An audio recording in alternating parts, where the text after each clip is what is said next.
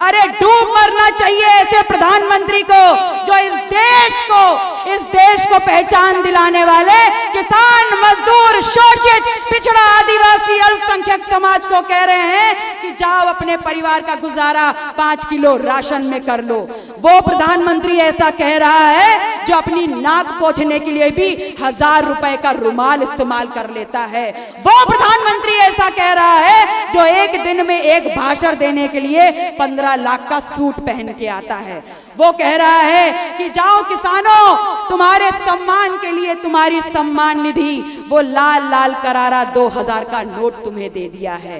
वो उसमें कहता है खुशियां भी बटोर लो, बच्चों की शादी भी कर लो, शिक्षा भी कर लो और जो कुछ निपटाना है सब निपटा लो।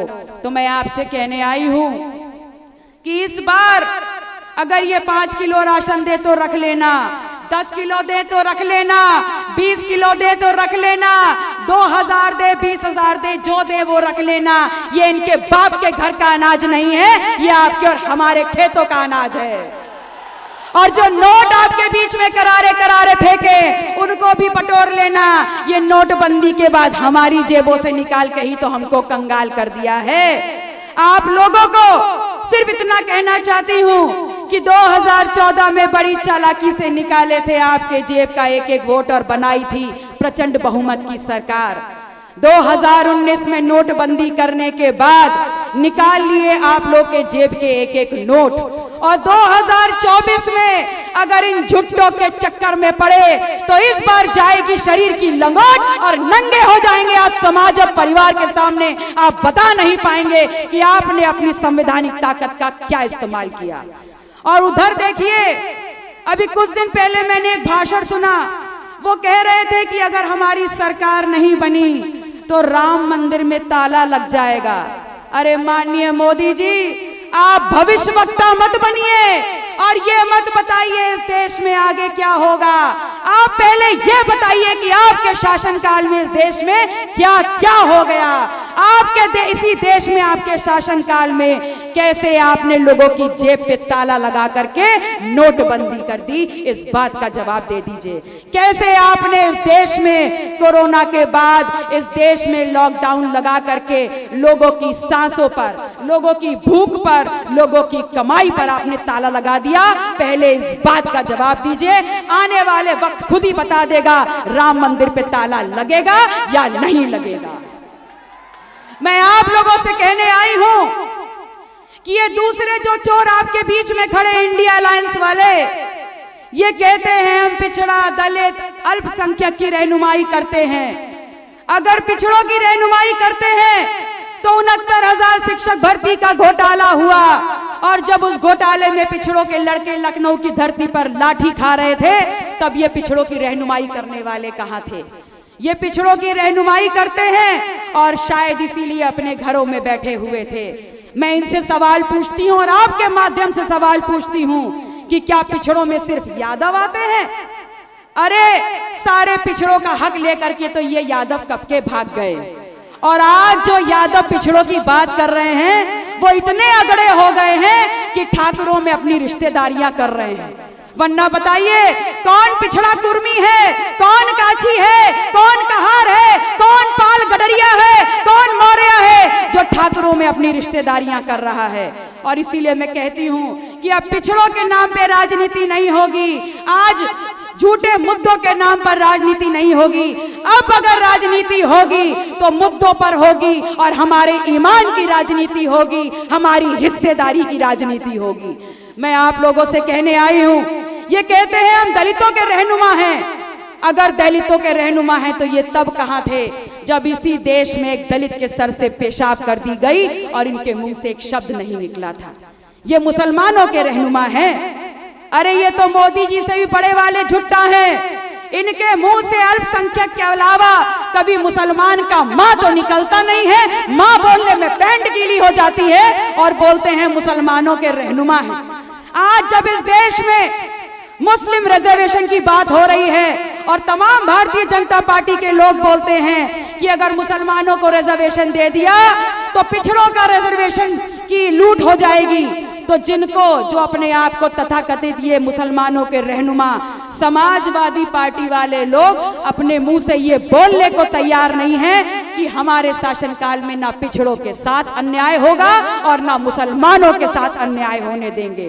लेकिन हमारी मानसिक स्थिति देखिए, हम पिछड़ों दलितों की, हम मुसलमानों की, कि जो हमारा नाम तक नहीं ले रहा है हम उसके नाम पर अपनी जवानी कुर्बान करने चले हैं। जो हमारा नाम तक नहीं ले रहा है हम उसके नाम पर पिछले 25 सालों से दरियां बिछाने का काम कर रहे हैं। जो हमारा नाम तक नहीं ले रहा है हम उसके नाम पर इस लोकतांत्रिक व्यवस्था में अपनी संवैधानिक ताकत, इस वोट की ताकत को घंटों लाइन में धूप में खड़े होकर के उसको वोट दे करके उसको सरपरस्ती देने का काम करने का सोच रहे हैं। मैं आपसे कह रही हूं कि भूलिएगा नहीं, इस देश में अक़लियत की राजनीति को एक नई जुबान चाहिए और वो नई जुबान ऐसी हो जो इस देश में इस बात को खत्म कर दे, निस्तो नाबूद कर दे कि इस देश की अक़लियत की राजनीति इस देश में बहुसंख्यक राजनीति से अपने आप को सिर्फ बचाए तक सीमित रखने की है। बिल्कुल गलत। वो नई आवाज इस देश में इस बात को साबित करेगी कि अगर बॉर्डर पे मुसलमान खड़े होकर देश की रक्षा कर रहा है, अगर खेतों में उतर करके मुसलमान देश की आजाद पैदा कर रहा है, अगर अपने हाथों के हुनर से ये देश को दुनिया में ख्याति दिला रहा है, तो इस देश में लड़ाई मुसलमानों की हक और अधिकार और हिस्सेदारी की है और संवैधानिक हिस्सेदारी की है। मैं आपसे कोई लंबे चौड़े वादे करने नहीं आई, लेकिन पीडीएम के संयोजक होने के नाते आज इस भरे मंच से आपकी लोकसभा को कुशीनगर के प्रत्याशी माननीय स्वामी प्रसाद मौर्य जी के चुनाव निशान गन्ना किसान पर आपका सहयोग, समर्थन और आशीर्वाद मांगने आई हूं। और जब आप अपनी संवैधानिक ताकत का इस्तेमाल करने के लिए 1 जून को अपने पोलिंग बूथ पे जाएंगे तो आपको ईवीएम मशीन पे नंबर 6 पर माननीय स्वामी प्रसाद मौर्य जी के चेहरे के साथ उनका चुनाव निशान मिल जाएगा। उसको इतनी ताकत से दबा दीजिएगा कि जब 4 तारीख को ईवीएम की पेटियां खुले तो ये गन्ना किसान स्वामी प्रसाद मौर्य जी को लेते हुए सीधे उस सदन में जाए जहां पर माननीय असदुद्दीन ओवैसी साहब बैठे हुए हैं, ताकि मिल करके, ताकि अगर विधानसभा में आपकी ये बहन पीडीएम की आवाज बुलंद कर सके तो उस उच्च सदन में माननीय असदुद्दीन ओवैसी साहब और स्वामी प्रसाद मौर्य जी सरकार की आंखों में आंखें डाल करके सवाल कर सके। आप सभी अक़लियत के लोगों का, मेरे भाई बहनों, बुजुर्गों, माताओं बहनों और दूर तक मेरी आवाज को सुनने वाले जो कुशीनगर के कोने कोने से आए हैं, आप सभी ईमान वालों से अंत में एक ईमान की बात कहते हुए रजा लूंगी कि तुम ही नहीं हो वारिसे, तुम ही नहीं हो वारिसे शब्बीर मोमिनो, हम भी तो कह रहे हैं हमारा हुसैन था।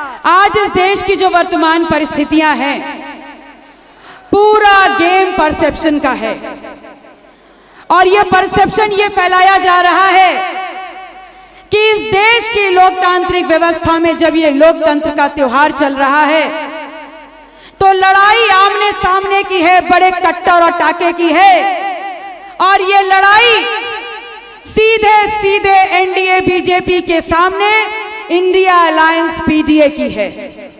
मैं ये तो नहीं जानती कि इनके बीच में कांटे की टक्कर है या नहीं, लेकिन ये जरूर जानती हूं कि इन दोनों के बीच में 100% आपसी समझौता जरूर है और ये समझौता ऐसा है कि जहां एनडीए कमजोर पड़ जाए वहां पीडीए बढ़ जाए और जहां पीडीए कमजोर पड़ जाए वहां एनडीए को हवा दे दो।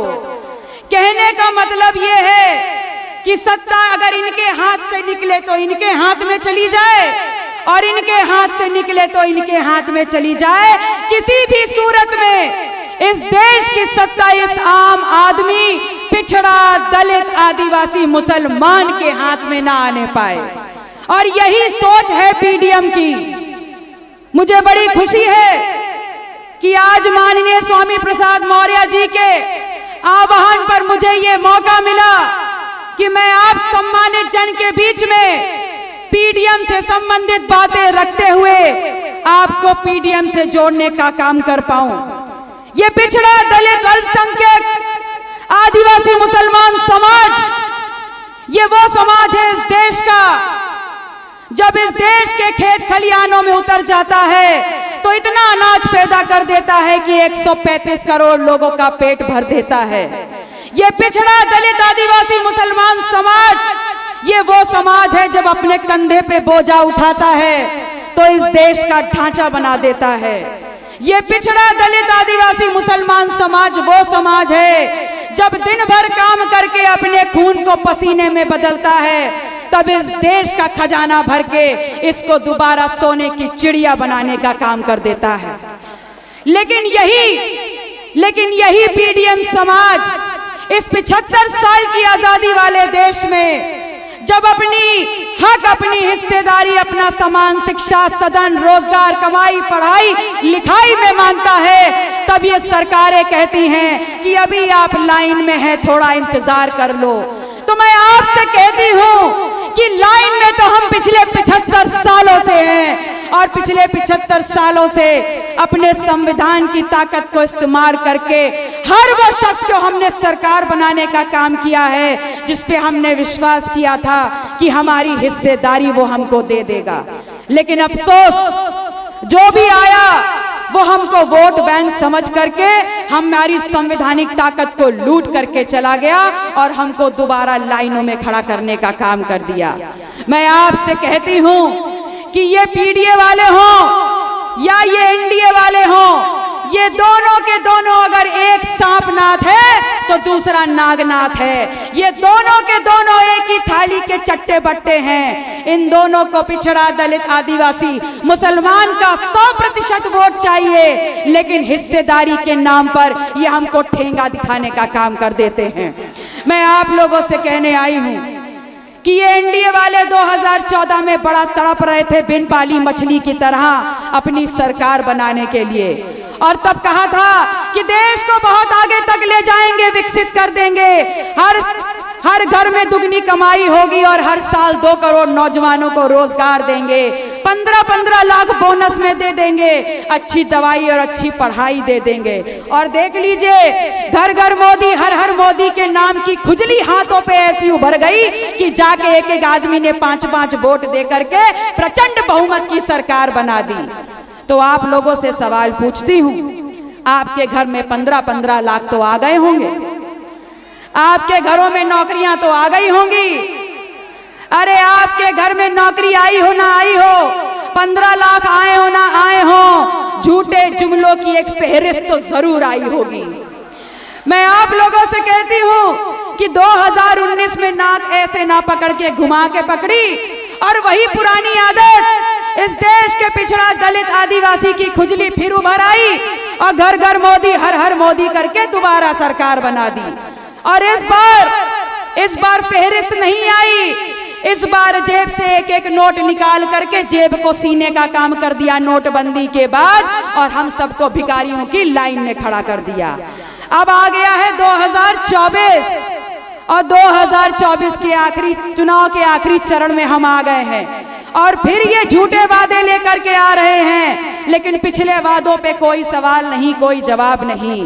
और आज क्या कह रहे हैं? आज कह रहे हैं कि धन्य है इस देश के यशस्वी प्रधानमंत्री मोदी जी जो इस देश के 80 करोड़ लोगों को 5 किलो राशन दे रहे हैं। अरे डूब मरना चाहिए ऐसे प्रधानमंत्री को जो इस देश को पहचान दिलाने वाले किसान, मजदूर, शोषित, पिछड़ा, आदिवासी, अल्पसंख्यक समाज को कह रहे हैं कि जाओ अपने परिवार का गुजारा 5 किलो राशन में कर लो। वो प्रधानमंत्री ऐसा कह रहा है जो अपनी नाक पोंछने के लिए भी 1000 रुपए का रुमाल इस्तेमाल कर लेता है। वो प्रधानमंत्री ऐसा कह रहा है जो एक दिन में एक भाषण देने के लिए 15 लाख का सूट पहन के आता है। वो कह रहा है कि जाओ किसानों, तुम्हारे सम्मान के लिए तुम्हारी सम्मान निधि वो लाल लाल करारा 2000 का नोट तुम्हें दे दिया है। वो उसमें कहता है खुशियां भी बटोर लो, बच्चों की शादी भी कर लो, शिक्षा भी कर लो और जो कुछ निपटाना है सब निपटा लो।